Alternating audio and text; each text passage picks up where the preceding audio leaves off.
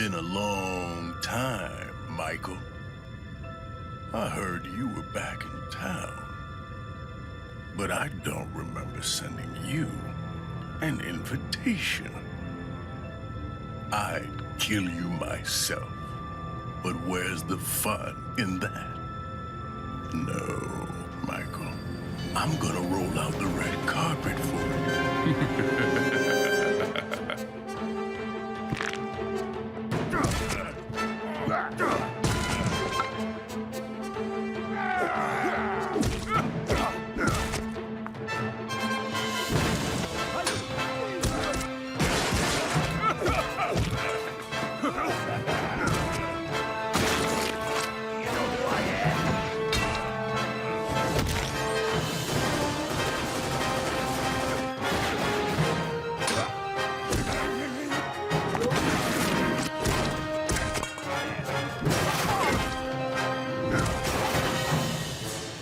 I'll be watching you, Michael. Good luck, old friend.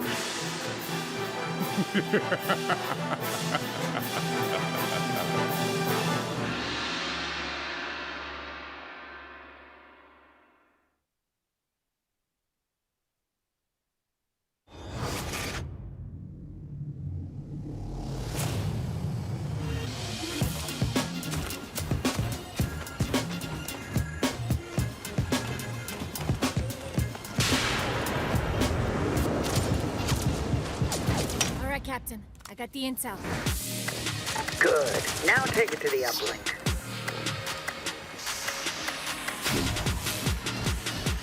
Ahí está vaina. The base road blind. Target is marked. Oh, thanks. Ciao. So, remind me, what's the deal with this intel? I guess I'll kill you now. The drone is down. The drone is mine.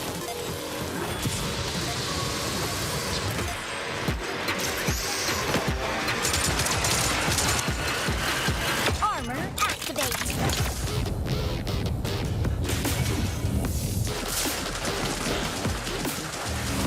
You are safe with me. Connection established. Execute protection mode. All right, I'll download the data. Now, you know what to do. Turn it up.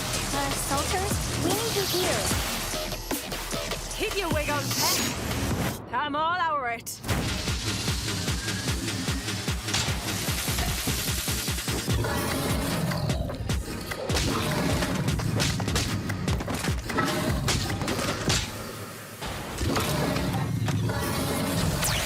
So, what we're gonna do with the intel?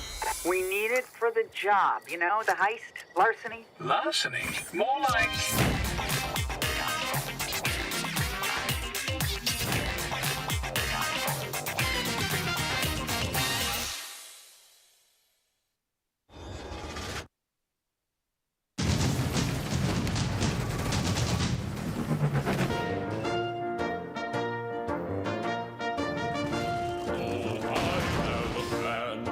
most ingenious plan to end this war too sweet and straight away. So I asked to see the general, but the sergeant told me no. He said in the trenches where you're meant to stay. I said, dear sergeant, pardon me, I see that I've made you upset, but let me tell you my plan to save the day. Oh, let's try being a little nicer. Let us all agree to disagree. Why don't we send some flowers to the Kaiser, and then we'll all be home in time for tea. Oh, let's try being a little sweeter. You catch more flies with honey, don't you see? If the brass would change their tone, then we could all... If the brass would change their tone, then we could all go home. But the generals never listened. The generals never listened. The generals never listened to me.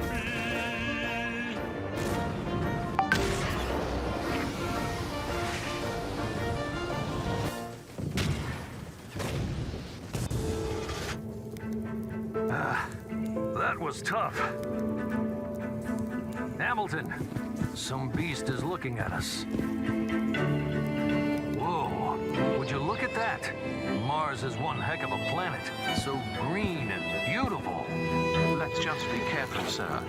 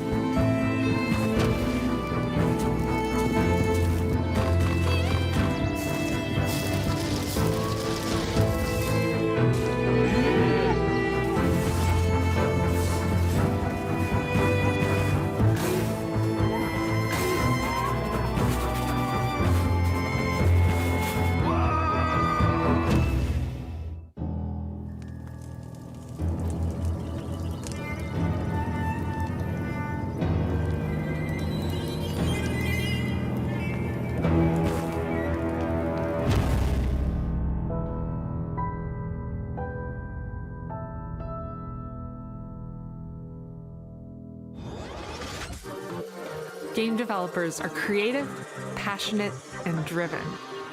We tackle new technologies and overcome many challenges in the pursuit of our creative vision. At the IGDA, it is our mission to support and empower all game developers around the world. We provide community, mentorship, research, knowledge, and best practices. We're here for you when you need it, so you can advance your career while keeping your health. Join us and help make our industry a better place for all of us, now and in the future. Help make a difference and join the IGDA.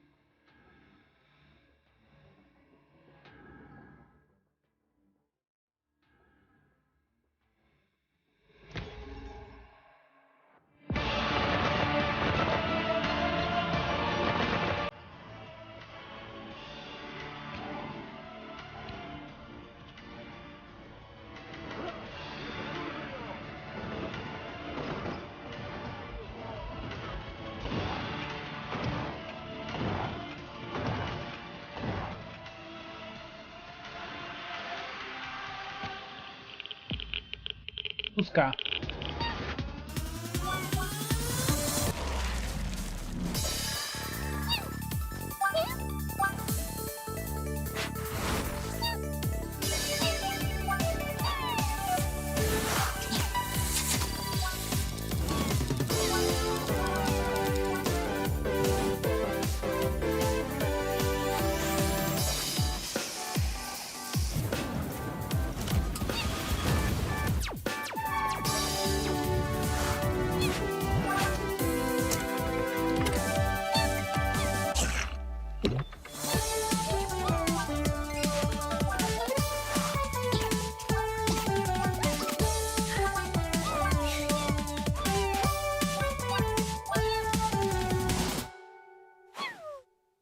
Neko.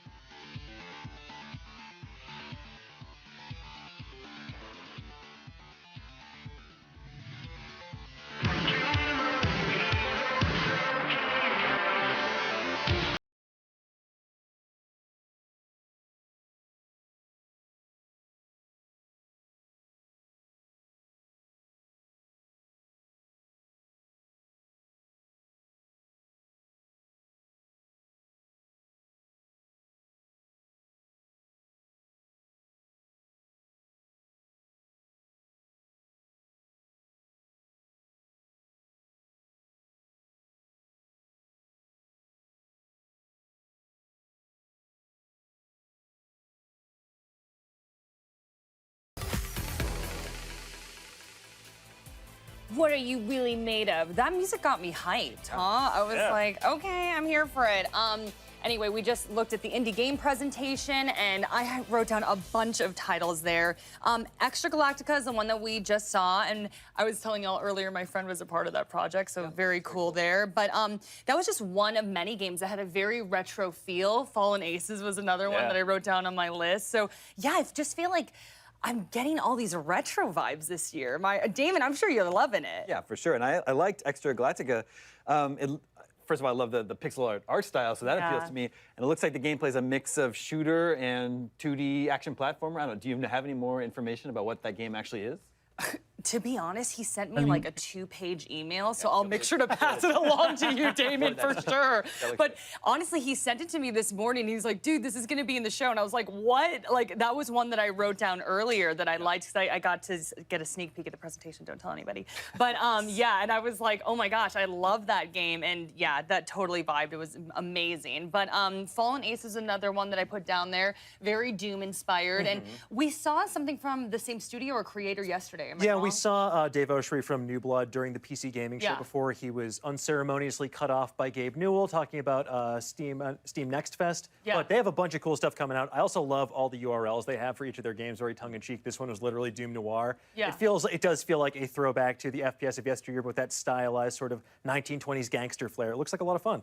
Oh my goodness, I love the narration, right? I was just like, that villain, that voice is just haunting me. I'm sure it really spoke to you, Michael. Yeah. The whole trailer was like, yo, Michael, I know you. I'm watching you. I'm like, oh, you're watching me? Oh, I appreciate that, because I'm on the E3 stage. You know the vibe. Oh, man. And Michael, I want to talk to you about Fallen Frontier Alliance of Salt Sons? Sacred Sons. Sacred Sons. I can't read my own handwriting here, guys. And then Terra Invicta. And you and Dan were kind of having some crosstalk about how these indie games, they're keeping dead genres alive. Like genres that have been of yesteryear, especially for that aren't really popular. You can't really get a AAA RTS anymore. You can't really get, I mean, other than we have Humankind and we have Civilization, but if you want a different 4X strategy game, that's what Alliance of the Sacred Sons is kind of covering. And Terra Invicta, a grand strategy game. Of course, we have Total War, but maybe you want a little bit of variety. So the thing about independent games that I really like is that you can revitalize those genres of the past. And you can be experimental. And I think this is a theme also when you look at a lot of the independent games, is that they have experimental game mechanics. I think that Neko Ghost Jump, which I love so very much, like you can play with perspective and put a spin on platforming. And but the triple threat of strategy games, I know that I used to play a lot of them when I had time back in the day. I used to play a lot of StarCraft and Warcraft, and I miss like the early days of Civilization 4 when I was in high school and I had time to pour into matches. And so if you're craving that sort of thing, you can definitely pay attention to these sorts of games and maybe get your fill. Yeah, I got to agree. I think 4X games are a fantastic way to hit fast forward on life sometimes. Like, for example, Civilization was a saving grace during the pandemic as well, because I'd be like, oh man, I'm really kind of bored right now. Oh, suddenly it is 4 a.m. and I've been playing this for hours. And that looks exactly like what I'm going to get from Alliance of the Sacred Sons. But I also have to say, one that really caught my eye here is a game that looks like a bit of a Metroidvania, and that is my Moolander. Oh my gosh, I had that on my super fun. list. Yeah. Like it's the same sort of like irreverent feeling that I got from a game like Guacamelee, for example. But with this, I love that these cows are your enemies. I was getting some Diablo 2 vibes from that hell cow at the end there. I'm just very excited to see what that has in store because it looks like it has a good sense of action, gameplay, and whimsy. Wow, you really milked that one. An utter disgrace. Oh, no. Beat me to it. If y'all could got beef hear the now. puns coming from Dan, we really should be writing them down. We did have the poll up earlier, though, and I wasn't able to reference it right away because I just love hearing y'all talk about this stuff. But I do think that Nico Ghost Jump was #1. So. Oh, really? Yeah, I was Hell like, yeah. there you go. And then also I know there was Life Slide and a bunch of other incredibly cute ones that I was just like, oh my gosh, indie games, just so much fun. But okay, favorites? Should we go down the line here? Damon, what you picking? I see the wheels turning. I mean, they were coming fast and furiously. Yeah. I know people like Fallen Aces. I got to give a shout out to Toy Soldiers HD. I reviewed the original Toy Soldiers for IGN way back in the day, and that's like a tower defense game that you're kind of take the action right down to the ground. It's built in 3D space, so it's really cool to see that game making a comeback. Neko, I already mentioned Neko Ghost Jump, but I do want to shout out Tunguska, I forgot the name. Tunguska. Wow. Yes. Wow, I really messed that one up. But yeah, the top-down shooter. That looks interesting. I'm very interested in that. Larcenauts, let's go. Let's compete in VR. I'm down for it. Oh my gosh, I love it. I think I pick Tunguska as well, but Nico is very close behind, runner-up. Well, so many great indie titles. Let's see what GB and Greg thought of the indie games that we saw today. Hi, guys. I know y'all love the Nico game. I don't even need to ask, right? Of course we did, Jackie, but it didn't make my top 3.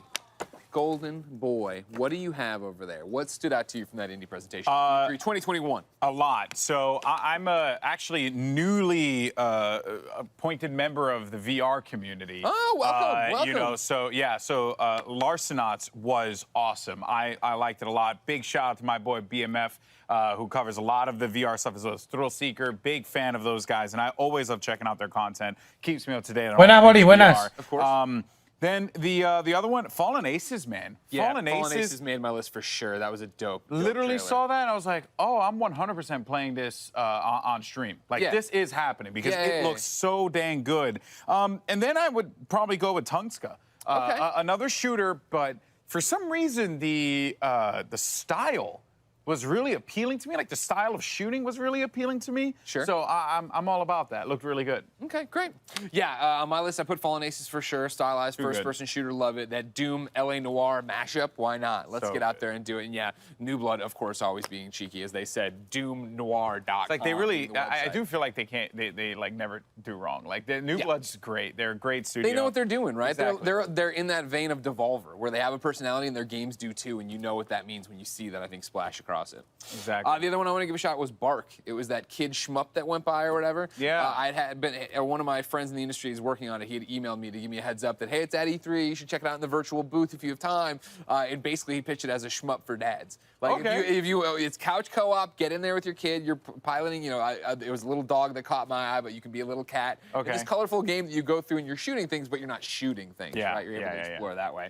And then, for me, to echo what people said over there, Extra Galactica, right? Stylized. I mean, you do anything that's in a cyberpunk style world, and I'm literally there. I'm all about it.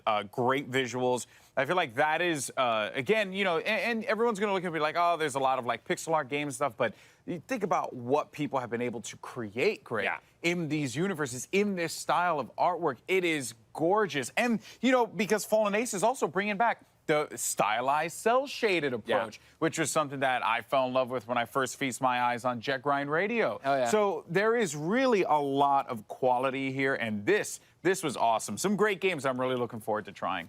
Me too, ladies and gentlemen. What were your favorites? Let us know. Hashtag E3 2021 so you can get up on the big screen. But when E3 2021 returns, we'll have the latest from Freedom Games, Capcom, and more. Take a breath and hold on. We'll be back after this.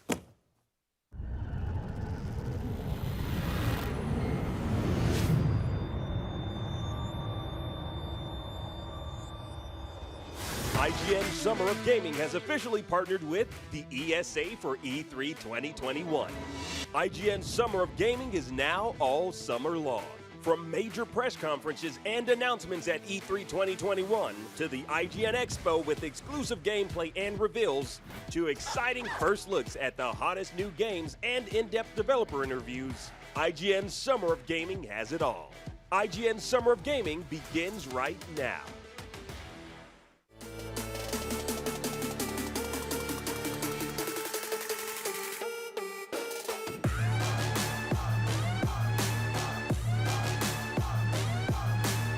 More power.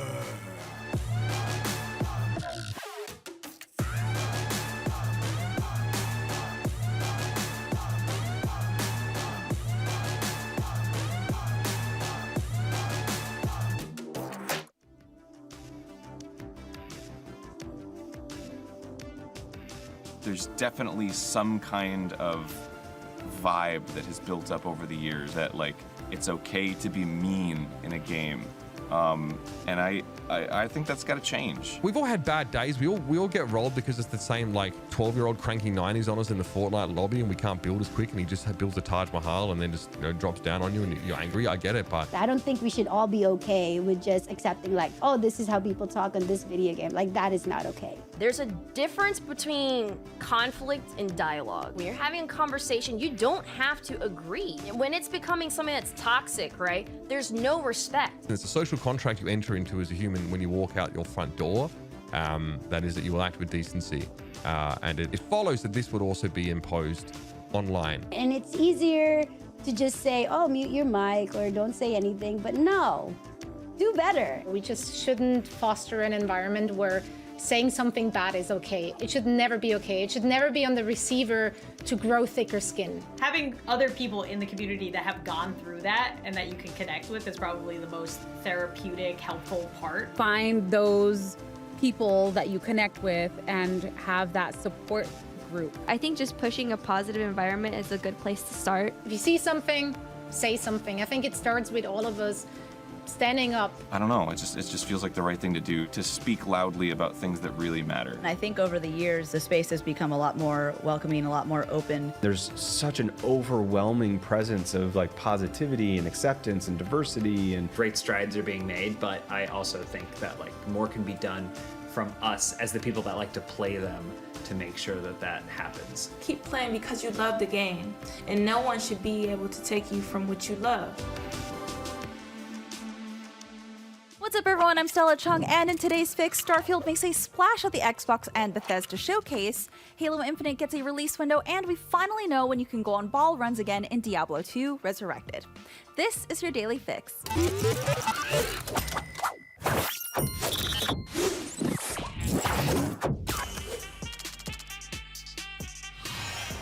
Microsoft came out swinging with a look at Bethesda's first new property in over 20 years, Starfield. The in-engine trailer begins on an alien planet aboard a vessel called the Constellation. The narrator talks about venturing into a field of stars, and we get a look inside the interior of the Constellation, which looks reminiscent of the space-age ships from the 60s. Beyond the cinematic trailer, we still don't know much about the gameplay itself. On stage, Todd Howard said that Starfield is about hope and shared humanity. Bethesda also confirmed separately that Starfield will be the first game created on its updated Creation Engine 2, which means improvement to graphical fidelity, among other things. A tweet shared by Bethesda Game Studios themselves stated, "We've spent years developing it to power the next generation of immersion and exploration." And yes, you'll be able to play it on Xbox consoles and PC when it lands on November 11th, 2022. That's not all Team Green had in store for fans, with a deeper look at Halo Infinite and its free-to-play multiplayer. Our first taste of Infinite's multiplayer came in the form of a fast-paced montage of match moments across a variety of maps. Cosmetic upgrades from Halo games past are making a return, as well as our favorite narrator. The free-to-play multiplayer suite will be crossplay and cross-progression.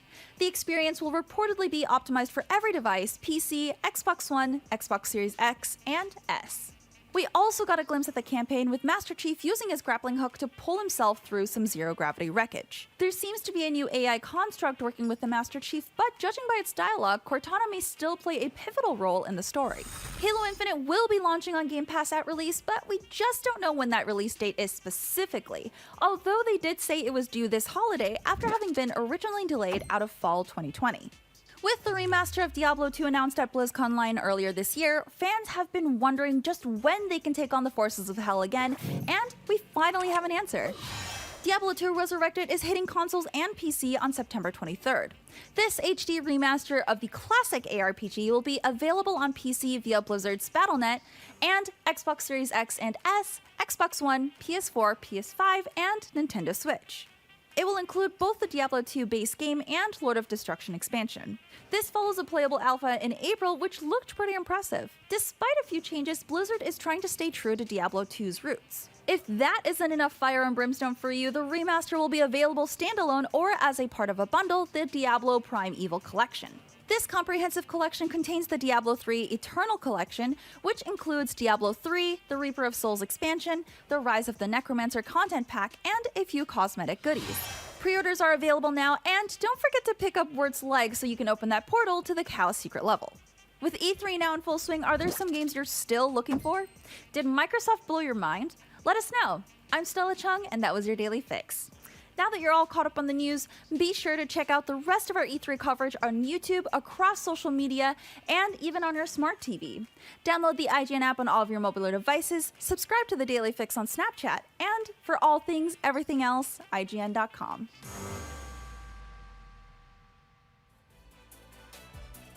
Welcome back, folks. Freedom Games is our next developer coming up. And you know, when you have games that are like called Cat Cafe Manager or Dog Shelter, I think we can assume that things are going to be pretty fun. So, folks, here's Freedom Games.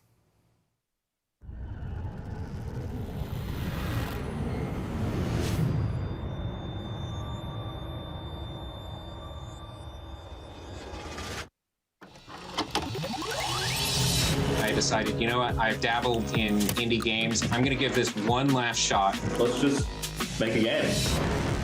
It felt like jumping into the deep end. I realized that making games was like a real thing that you can do. It's just so, that's the word, is liberating. We owned this project. We just want to make a fun game. You have an idea of what the vision of it looks like, but then it actually coming out the other side looking like that, it's pretty rare. I co-founded the studio with two of my friends. We had all worked at a company that did not end up turning out like any of us had hoped. So coming out of that experience, the three of us, we wanted to do something that felt a little bit more authentic to who we were and what we liked. Going into it, we knew that we had complementary skill sets. Having the kind of the core pillars of game design already there and having experience, we were able to cover a lot of bases. This is really the first time we've been able to pour so much of ourselves into the development of a game. I think I'm most proud of us being able to look at this game and know that we're hitting our own quality bar, especially for our first game.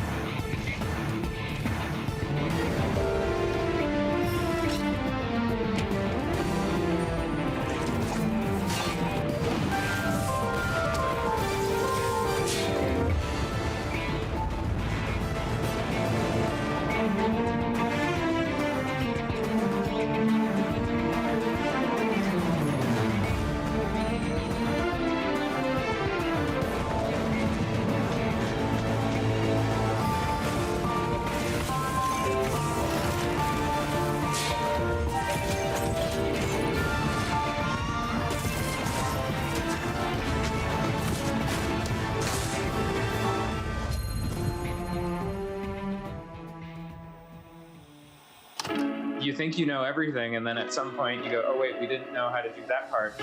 Well, I guess we got to figure it out.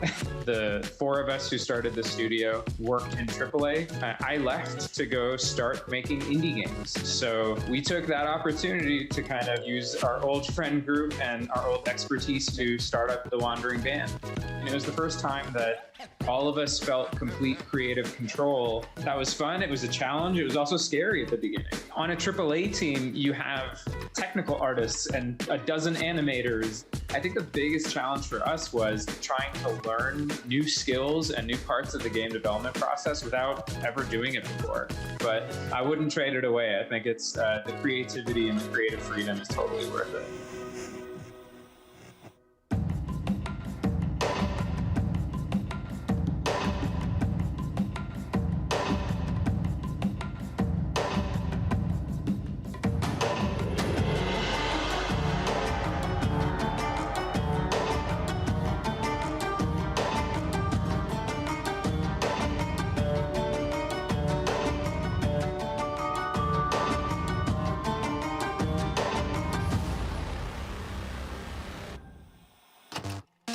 the retro games. These were our favorites. And we tried to combine a lot of different elements from different games and give it a unique touch.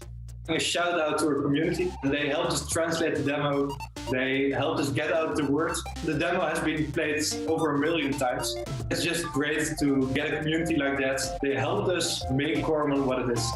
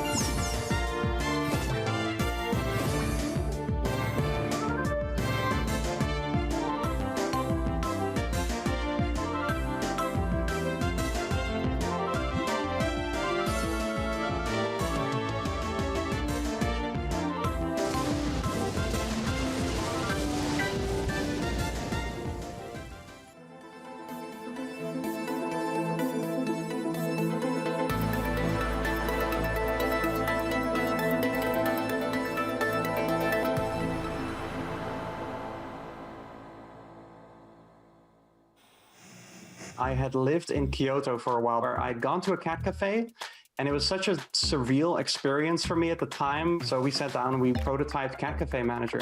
When you're petting a cat, I don't know what it is, like endorphins that are being released, like the good feeling that you get from that, we kind of wanted to put in the game. We live in a time that's like pretty stressful and out of control in a lot of ways. So for us, it's very important that you sort of get a cozy feeling when you get introduced to the game. Just making the cat cafe of your dreams.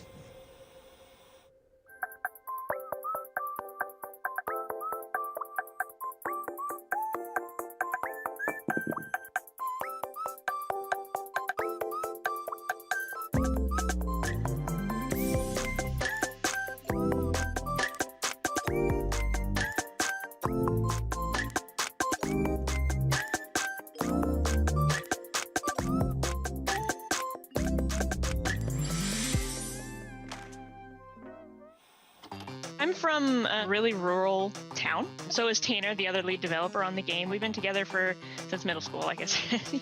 There's no companies, right? There's no video game companies in Little Rock or the state of Arkansas. So we decided to just be the first. To the Rescue is where you play as somebody working in a dog shelter and taking on all the responsibilities that entails. People love dogs so much, but this is also about raising awareness, right? It's both of those things. There's diseases that can appear in the shelter. It's dirty, and adopters only want the cutest puppies, and they don't want the old dogs. Essentially, I just want people to walk away with more knowledge about the things we're representing. We've gotten a lot of people that work in real shelters that are like, I'm glad that you're doing this, because a lot of people don't realize how hard the work is and how thankless it is. So 20% of every dollar that Little Rock Games makes from this game is going to be going to the Pet Finder Foundation. The game is about being hopeful that you can improve your community in some small way.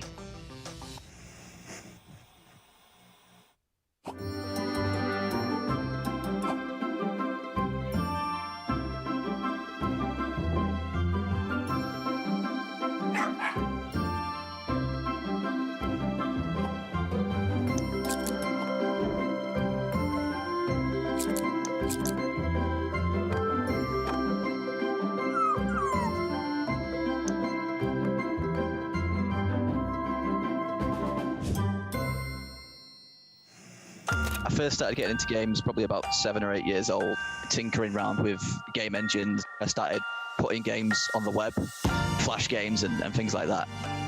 I always liked the idea of really silly deaths, characters getting blown to bits in like a cartoony way. It's usually an area of frustration, but when you can see your character's head just flying off and blood's going everywhere, it's like, you just got nothing but humour there. Sure gonna feel bad in the morning. I come up with the idea of having like a Ninja Warrior / Total Wipeout death competition. I was actually working 2 jobs at the same time as developing the game. I'd have all these fantastic ideas while I was there. You know, I'd be on the checkout just thinking about Slaughter League, and then by the time I get home, I'd just like, we ended up deciding that it would be best if I worked full-time on the game. This game, it sounds corny, but it's changed my life in that way, whereas no other game had before. It's just flipped my life to where I want it to be. So to finally be able to do this as a job is just insane. I love it.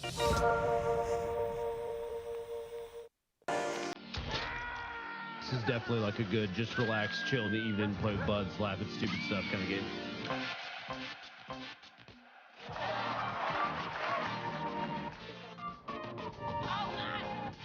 Oh, this is sick. Yeah! What is that? Oh, Jesus!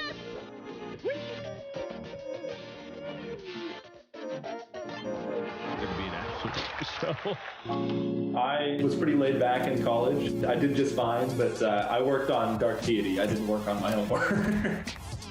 None of us have ever worked on games at all. So for the majority of development, we worked on it in a dorm, yeah. We would sort of just sit in the dorm room, just like, you know, type of working away. I learned how to code for like a whole week. I just didn't leave my room, didn't eat, didn't do anything. You know, where we're at, we're all 23. 2 of us haven't even graduated college yet. To be at E3 is pretty exciting.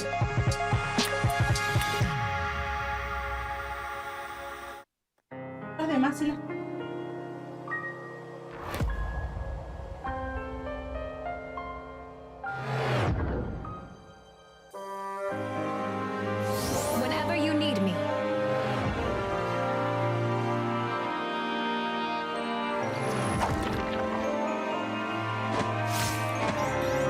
Maybe I should raise my rates.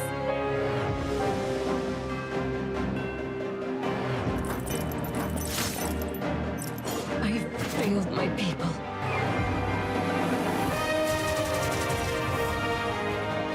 Weakness has consequences.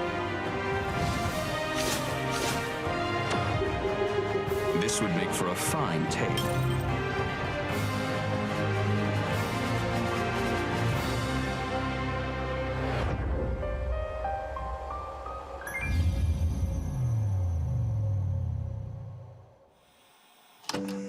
I've always thought that I would be good at making video games. My mom just sent me a picture of a drawing I did when I was like 8, titled My Own Game. I was diagnosed with Asperger's autism as a child, and I basically kind of just told myself, there's no way I could be in management. But through therapy as a child and then continuing my own efforts, I overcame it. Now I'm doing my dream, doing something I thought I couldn't do. Through this process, I've really learned how valuable people are. There's 20 people on the team. I'm just one of them. And I'm hoping to convey some of that through the game's narrative. You have to have growth and you have to have progress. So for us, with One Lonely Outpost, loneliness helps highlight the value of connection. Ah, ¿te vas otra vez a la escuela? Igual esa cosa. Ah, ok.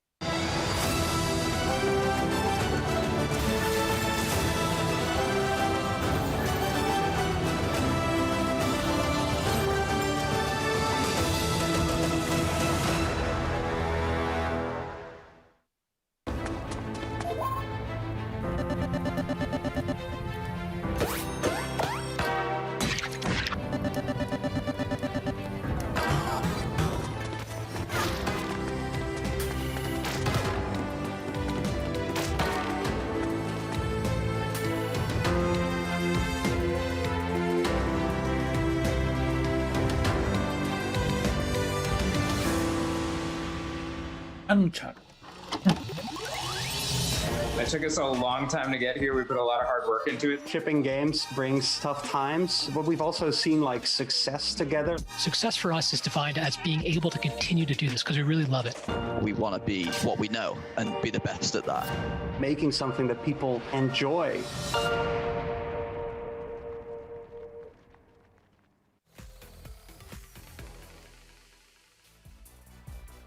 Thank you, Freedom Games, for that showcase. Passionate, diverse, different, unexpected, Damon. That's what I would call it. If you weren't paying attention, Freedom Games is providing 20% of the profits of To the Rescue to the Pet Finder Foundation. And now, gentlemen, it's time to react. I will start with, I don't know, maybe I won't speak for everybody. For Greg Miller, I wasn't that familiar with Freedom Games before leading this E3 2021. I am now a Freedom Games fan. Like, I liked what I saw there. Hell yeah. You're a freedom fighter. Let's not go that far. I'm a lover, not a fighter. All right? I'm a freedom lover. All right, Is that better? Koraman, Cat Cafe manager, To the Rescue, and then Slaughter League all jump out at me. But you guys are the experts. Dan, what did you like? Well, first, I have to give it up for To the Rescue. Not only is it a great way to support the Pet Finder Foundation, but I really like that kind of simulation game. You saw a great pairing there. Whether you're a cat fan or a dog fan, you can come together to celebrate these awesome pets with a fun, like, sort of management sim. It looks really up my alley.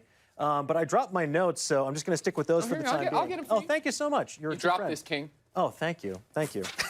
The one I really want to talk about, because Michael and I were geeking out about it, was Dark Deity. Yes. A strategy RPG that looks like very up the alley of anyone who likes Fire Emblem or things like that. Sure. I also like they have an XCOM-esque wound system, which I appreciate. Adds another layer to it, so looks pretty exciting. I thought it was cool. It was cool pixel art also, but also anime-style hand-drawn art that's going along with it, too. Don't take that away from me, Damon. Listen, if y'all want to get my attention with your video game, if you have anime-style artwork for your characters, I'll at least give you my time of day. I'll say that much. That was the one. I mean, for Dark Deity, you went, ooh. I wrote my only note on Dark Deity is Mikey likes because you liked it. I mean, yeah, and Cat Cafe Manager. Yo, Freedom Games really hit me with my brand. Yeah, for sure. I love cat. Dude, it's so cute. You know, Cat Cafe Manager. I've been to a cat cafe before. You know, you get a little coffee, you go pet the cats. If you're allergic, R.I.P. But yeah, that was really cute. It's obviously like a tycoon simulator management thing. And cute cats. Say less. Say less. Damon, you love cats. Did Cat Cafe Manager work for you? For sure. I've been to many a cat cafe, Greg. I have some ideas about how they might be run better. Well, here we go. See if you can put proof in the pudding and you get out there, you manage your own cafe. This fool's lying. No, it's true. Oh, okay. True. Yeah. Anything else stand out to you? I mean, their games are coming so quickly. You see, like, well, this game looks interesting, and then they're on to the next one. There was I think it's fair to say it's a Pokemon-like in there. Mon's even in the title. Koraman. Mon is in the title. Koraman, I think there's more to it than that. There's definitely like animal battling. Well, when it started, I was watching and he started like moving puzzles. Like, oh, I wrote very Zelda-like, and then it became Pokemon. I was like, oh, very Pokemon-like. Actually, I'm sorry, I got this one wrong. As you can see, ladies and gentlemen, right now, you can get out there and vote no matter which platform you're watching. E3 2021. El Pokémon Impostor. Right now, Cat Cafe Manager is winning narrowly with 32%. Right behind it, Koraman with 26%, and then Dreamscaper with 19%. Remember, no matter where you are watching, you can put it into your chat of choice, and if you want to just roll down your window and yell, somebody else will jot it down, and we'll figure out how to tally it up there, right? Yes, Thank sir. Another thing that an extension from the indie showcase that we saw, like a lot of experimentation. Exactly. Yeah.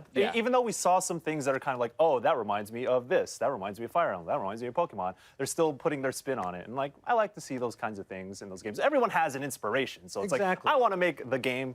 Like, make something similar to the game that I love. So it's all this evolution. I mean, like, think about One Lonely Outpost, for example. Yeah, we were joking around like, oh, Space Dew Valley, because it does look Stardew Valley inspired, which in turn is inspired by Harvest Moon. So there's a lot more that you can do with this kind of genre, this type of game. No one really gets to be sort of the be-all, end-all of that category or genre, and I'm excited to see what they can offer here. So it's nice to see a lot of these indie developers wearing their influences on their sleeve. I was really excited about Slaughter League, for example. It looks like that kind of competitive madcap fun of a game like Fall Guys, for example, but with the kind of murdery chaos you'd expect from like a Smash TV or like a, I'm blanking on the name right now, Meat Boy. Oh, yes. And it's funny you mentioned Meat Boy, right, in the panel before, right, in the panel before, where they were doing the indie games conversation.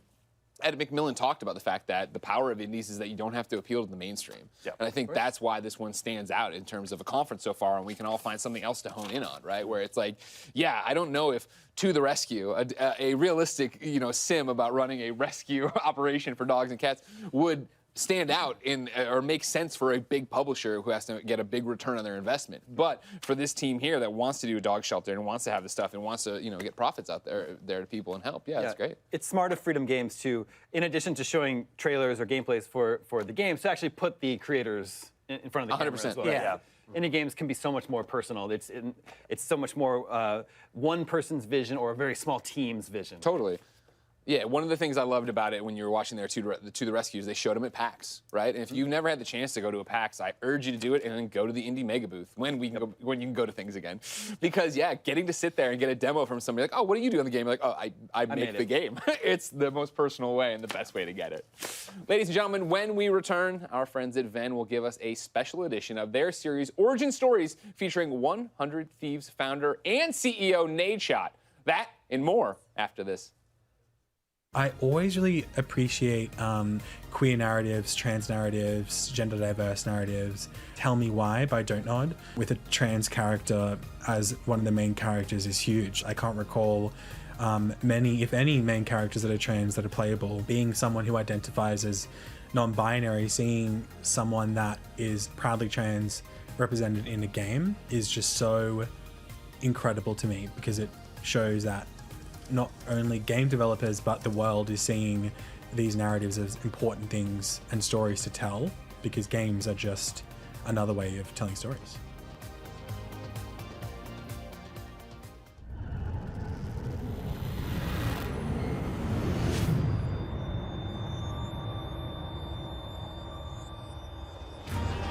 Innovation. It's happening all around us. We don't know what tomorrow will bring, but we know our broadband network will be ready. Because we're building it right now. It's more reliable, more secure, and 10 times faster than today. 10G will power America's digital future. We're ready for what's next. Are you?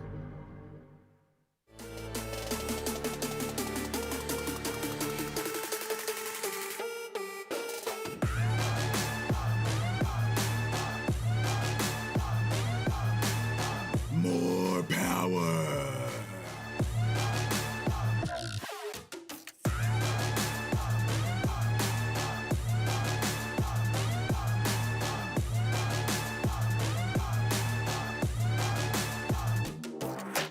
IGN Summer of Gaming has officially partnered with the ESA for E3 2021. IGN Summer of Gaming is now all summer long. From major press conferences and announcements at E3 2021 to the IGN Expo with exclusive gameplay and reveals to exciting first looks at the hottest new games and in-depth developer interviews, IGN Summer of Gaming has it all. IGN Summer of Gaming begins right now. Welcome back, everybody. Hello, hello. Now, we know a little bit about this topic, don't you think? Thing or two. In esports, the scene is becoming more than the teams, though. Esports orgs are making content, making apparel, and building a brand. One org taking this model to the next level is 100 Thieves, led by their CEO, Nadeshot. And Alex, you have covered all sorts of events with 100 Thieves. So what do you think is so special about this org and Nadeshot? Yeah, well, I've known Nade for years at this point, all the way back to when he was a competitor. I used to make the joke, he hates it when I say it, that he's America's favorite gamer. But because he was, at one point, he was like the biggest name in Call of Duty. He was one of the biggest names in esports, right? And he still continues to do that to this day. And I'm so proud to be able to talk about a friend like this, because to see his success has truly been incredible. I could not be more proud of him. And 100 Thieves as an organization, they had such a history, right? From an initial reveal that didn't go the way they wanted to this complete transformation of this brand with a lot of support from great figures in the entertainment and sports industry. It has become amazing what 100 Thieves has been able to accomplish with their drops. Like, they themselves, I feel like there have been a lot of great collaborations over time, but few have been able to make independent products, right? Without collaborations that are just, they're huge. The drops are massive, and their hoodies, their shirts, all the lines that they have, the talent that they sign, everything is done meticulously, and I give him a lot of credit for. Recently, Courage, another friend of mine, is alongside Valkyrie, who is an amazing figure in esports, becoming co-CEOs in the company as well. 100 Thieves have just done incredible work in esports, and I give them a lot of credit for what they've done. No. I mean, honestly, I feel like they've paved the way for so many orgs. I feel like a lot of orgs modeled their formula of how to approach all these different things, like you were saying, merch and the content creators. But anyway, it's absolutely fascinating, and I'd love to hear more about it. So for more on the Nade Shot 100 Thieves and what's next, here's a special E3 edition and the Origin Story series from our friends at Ben.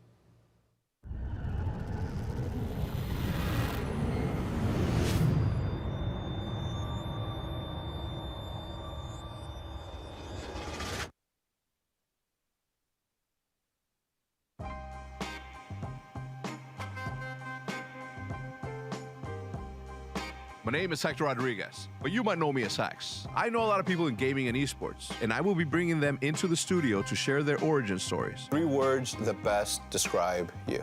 Optimistic. Introspective. Whoa, you just put me on the spot like that. It's really about cracking the code, and that's the same approach that I had with FaZe Clan, right? It's like, here's this thing that is so special that nobody knows. When I walked into the job, this is sacred space. I am a guest here. I'm here to try and help align things, motivate, set new visions, get more people involved. I didn't start it, I didn't create it. You know, this has to be a very respectful entry into this party. I'm like, yo, what do you want from me? We were 3 years in 4 months. And people were talking about, yo, why have you won a championship? You know how f***ing hard it is to win in League of Legends? Join us on Vent for new episodes, behind-the-scenes moments, and much, much more. Esports is 1,000% going to contend with traditional sports in viewership, which means dollar bills, y'all. Origin stories. Bro, this is Matt. Hi, Matt. How you doing? Good. Let's do me a favor. So what's going to happen is Hector will introduce you. Yeah. You'll sit down. He'll ask you You better give me the best introduction I I've can't ever even had. wait to give you the intro. The prodigal This son. dude, that was just Stab me in the back. I'm super excited. I'm getting mic'd up right now. I'm about to interview somebody that I've interviewed like 100 times, but I'm gonna try to make it super interesting by asking him questions and talking about that we haven't really ever talked about in public. There he is. Oh, I'm sweating. I am sweating. And I have to pee. Welcome back to another episode of Origin Stories here on Ven. My name is Hector Rodriguez. I am your host. Today I have the honor, the pleasure, the true pleasure actually, to introduce my little brother, someone who's near and dear to my heart, Mr. Nade Shot, Matt Haig, CEO of 100 Thieves. I mean, you do it all, baby. Why don't you come in and sit down? You're about to say Optic Nade Shot. You got really close to saying Optic Nade Shot. I almost did say Optic Nade yourself. Shot. Yeah, I did. Did you catch that? I did catch it. Usually, I like to start out this show by asking you 3 questions and then another question, but the main one is 3 words that best describe you. 3 words that describe me? Whoa, you just put me on the spot like that. All right, 3 words that describe 100 Thieves. That one's tough, too. Let me think. Can you describe anything in 3 words? No, Okay. I'm not good at descriptive adjectives. Oh. Let me see. Give me 2 seconds. Let me spitball something that's... Well, because I don't like using 3 words because I'm confident in myself and I don't want to sound pompous. You know what I mean? No, you're in good company, baby. I would say goofy, impatient, yes, and squirrely. Squirrely's good. That's what you always called me. So. Yeah, but it wasn't because you were like, your brain was elsewhere. It's just because at the look time, like a squirrel. At the time you did. Chubby cheeks. Yeah, at the time, but now you've grown into a handsome man. Thank you. Who knows you better than anyone else? I would say, if you asked me that question like 8 years ago, I'd say you. when we were living in the Optic house, but now I have to give it to my girlfriend, Haley. Yeah. I mean, Haley can read all my emotions really well, and Yeah. she's very patient, and she tolerates me. Yeah. Because she knows that sometimes I get angry, and sometimes I get sad, and sometimes I have a range of emotions where she is always just like that even keeled, you know what to expect, and I know how she's gonna react when I am reacting to something. So I'd say Haley knows me best. We've been together for 2 years. So obviously, I've known you for over 15 years, I think now. Oh my God, how old were you when we met? 2008, Call of Duty 4. Call of Duty 4, that's right. You weren't in Gears of War. My first event was MLG Chicago 2007. St. Charles. St. Charles, yeah. What the hell? How'd you know that? I know everything. Were you there? I was not. Do you know I got my ass beat? I almost made it to championship bracket, top 16, would have been considered a pro player. Yeah. Lost to Gringo Jr., who was like an 8-year-old kid. Oh, dude, he was like during Call of Duty 2. I heard about that dude. Yeah, kid was nasty. Yeah, he was. Pieced us up on Mansion execution. Last round was tied 3-3, first of 4. I'll never forget the round. Yeah. Made a call, did not pan out. How many times a day do you say 100 thieves or 100 thieves or 100 T? I guess I say 100 Thieves a lot. 100 Thieves, 100 Thieves, 100 Thieves. Yeah. I was doing like a PR tour for Excedrin. We had a partnership to make people aware of mindfulness routine that can help you reduce headaches. And everybody on that call kept saying 100 Thieves, and it was driving me nuts. Yeah. We talked to like 30 different outlets in 4 hours this morning. They all said 100 Thieves. I didn't correct enough. Yeah. I didn't want to be that guy. Just 100 Thieves? 100 Thieves, 100 Thieves, 100 Thieves. Yeah. Let's go back to the earliest memory that you have. Born in Chicago, Illinois. Lived in Palos Hills. Palos Hills. Does your dad still live at the same crib? He built the house that we grew up in Palos Hills, and then after my mom passed, I think there were just too many bad memories in the house, so he sold it and moved to a nice part of town, which was like 20 minutes away. It's called Orland Park. Okay. And now Very he moved familiar. again to a city called Lisle. So it's tough, man. I wish I could go back to that house to kind of like face some of the fears that I had from the stuff that I saw with my mom, but I'm glad that I can still go back to Chicago. I'm bummed that you guys went to Texas, because that was always like my saving grace. All right, I go see my pops, go hang out with Optic. That was great. But my earliest memory, that's kind of tough. I think one of my earliest memories was probably my dad. He would have to reside the house every couple years because of the material that he used to build it. And he had scaffolding built up the side of this 2-story home. And I was playing on it like a jungle gym, but little did I know that a wasp started nesting inside the scaffolding itself. Yeah. And so like 4 or 5 of them came out and stung me all at one time in my hand, and I've been terrified of flying bugs ever since. How old were you? I don't know, I was young. Like, were you a teenager or were you like a toddler? No, I was younger than that. Like 7, 8? I was probably like 8, 9, 10. Were you crying? Yeah, bawling my eyes out. I cried a lot as a kid. Did you? Yeah. I was a very emotional young man. I think I cried a lot up until like I was 4 years old, and that's what my parents told me. It's like it wasn't until I was able to hit someone that I cried, because I didn't know how to release that anger. But once I learned how to punch walls and things, I started doing that in the bed. Yeah, I didn't get angry. I got sad. I was telling Lee Trink the story about me being in Mexico as for my school, as a Catholic school. Juarez. Yeah, and how the nuns would grab me from the hair here, and then they would just like seriously jerk it.